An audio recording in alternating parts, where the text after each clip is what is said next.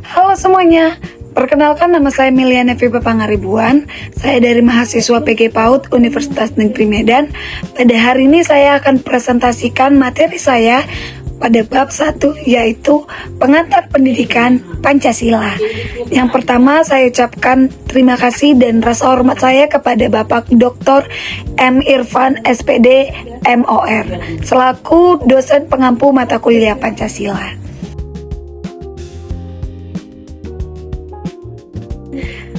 Materi ini sangat penting untuk kita pelajari sebagai mahasiswa, karena bukan cuma sekedar teori saja yang kita pelajari, tetapi juga berkaitan langsung dengan kehidupan kita sehari-hari sebagai warga negara Indonesia.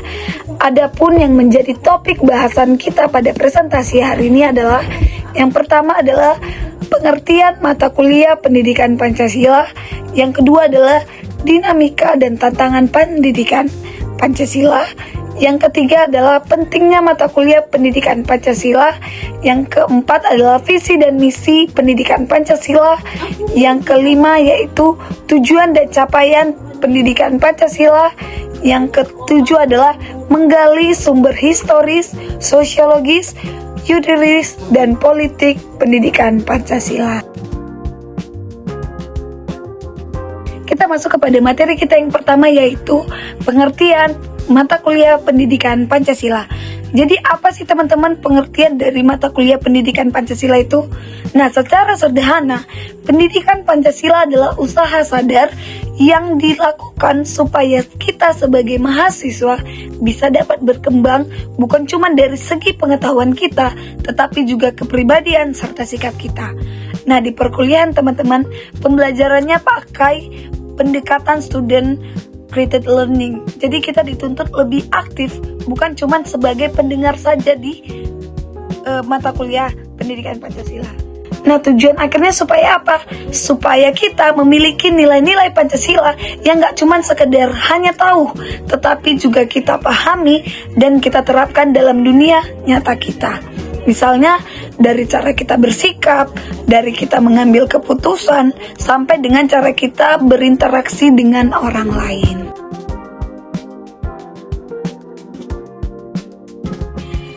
Kita masuk kepada materi kedua kita, yaitu dinamika dan tantangan pendidikan Pancasila. Nah, teman-teman, ternyata dalam pelaksanaan mata kuliah pendidikan Pancasila ini ternyata memiliki beberapa tantangan.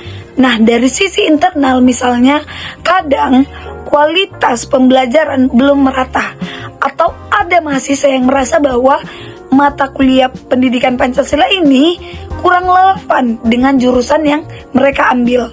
Padahal teman-teman, sebenarnya nilai Pancasila itu universal dan bisa diterapkan dari semua bidang.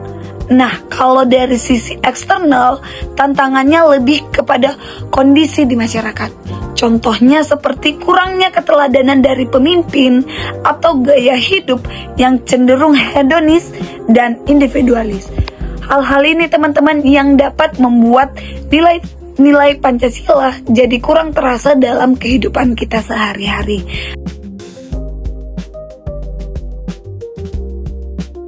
Nah, selanjutnya kita kepada materi pentingnya pendidikan Pancasila. Nah, teman-teman, pendidikan Pancasila itu penting banget bagi kita. Karena lewat pendidikan Pancasila, kita itu dipersiapkan sebagai warga negara yang bukan cuma pintar di pengetahuan, tetapi juga memiliki karakter yang kuat. Kita diajarkan untuk punya komitmen terhadap nilai-nilai bangsa. Dan kita dipersiapkan untuk dapat menghadapi berbagai tantangan sosial.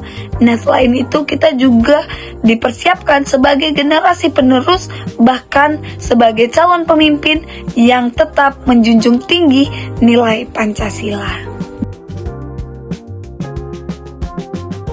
Nah, teman-teman, kita masuk kepada visi dan misi mata kuliah pendidikan Pancasila. Nah, kalau kita lihat dari visi misinya teman-teman, pendidikan Pancasila bertujuan membentuk kepribadian mahasiswa yang berdasarkan pada nilai-nilai Pancasila.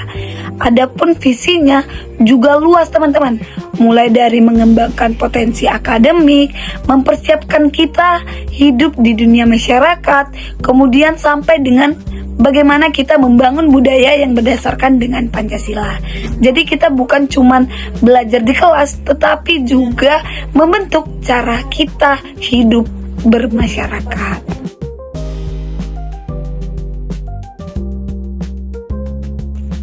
Kita masuk kepada tujuan dan capaian pembelajaran mata kuliah pendidikan Pancasila. Nah teman-teman, tujuan utama dari pendidikan Pancasila adalah agar mahasiswa mampu berpikir kritis, rasional, dan bertanggung jawab. Selain itu juga mahasiswa diharapkan mampu menganalisis masalah sosial, memberikan solusi berdasarkan nilai-nilai Pancasila, dan menerapkan nilai tersebut dalam kehidupan sehari-hari. Misalnya teman-teman, ketika kita melihat masalah seperti intoleransi, kita sebagai mahasiswa bukan hanya mengkritik, tetapi juga mencari solusi yang mencerminkan nilai-nilai persatuan Indonesia.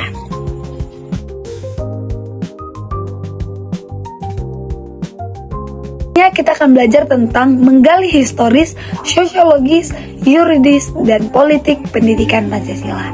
Nah teman-teman, sumber historis di mana kita melihat dari sejarah Indonesia, di mana pendekatan historis ini menekankan pada pentingnya kita mempelajari sejarah Indonesia dalam memahami nilai-nilai Pancasila. Nah yang kedua adalah sumber sosiologis, di mana kita melihat dari kehidupan masyarakat, di mana pendekatan ini teman-teman melihat bahwa Pancasila itu dari kehidupan dan nilai-nilai yang ada dalam masyarakat.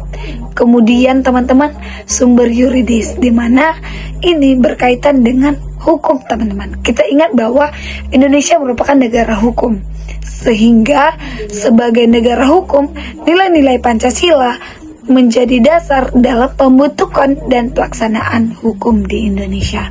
Kemudian yang terakhir adalah sumber politik, di mana teman-teman pendekatan ini melihat bahwa Pancasila dalam kehidupan politik bangsa.